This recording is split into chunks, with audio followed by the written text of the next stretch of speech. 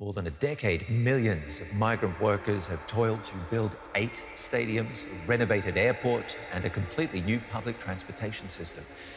But human rights groups say Qatar's migrant workers are often forced to labor under extremely poor conditions. The country's treatment of migrant workers who died whilst building these state-of-the-art stadiums and the systematic discrimination against women and LGBT people continues to be raised.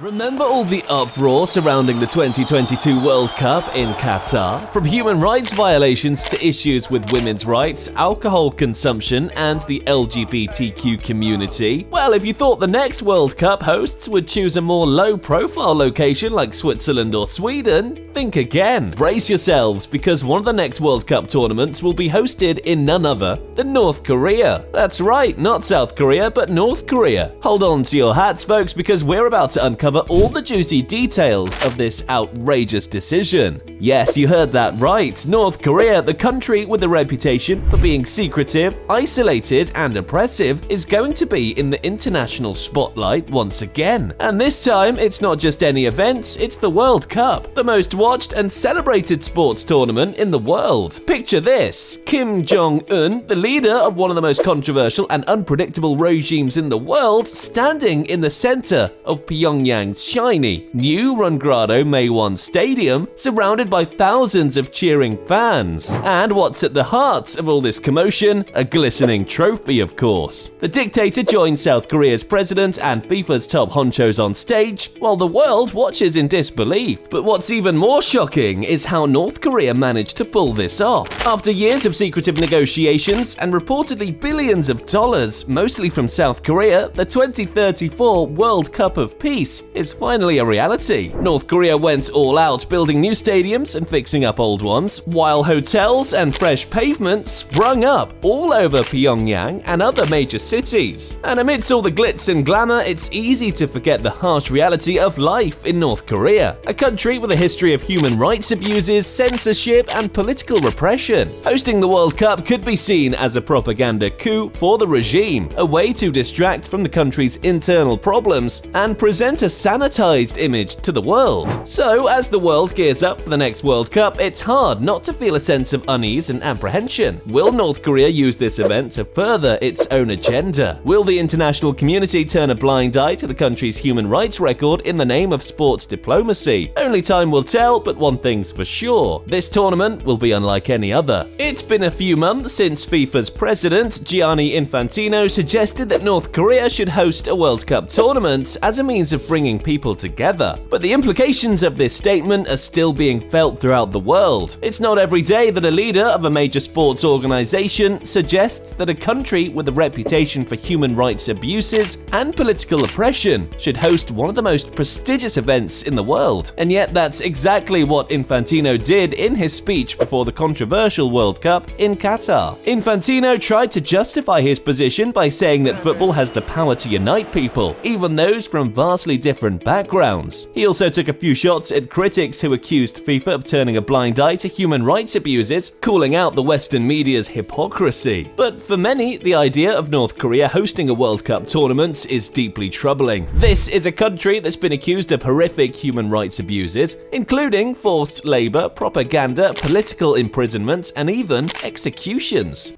그 몸에 있는 영양을 다 빨아먹잖아요, 그냥. 그렇게 해서 그냥 뼈만 남게 만들거든요. 그렇지? 딱 죽기 직전으로 그냥.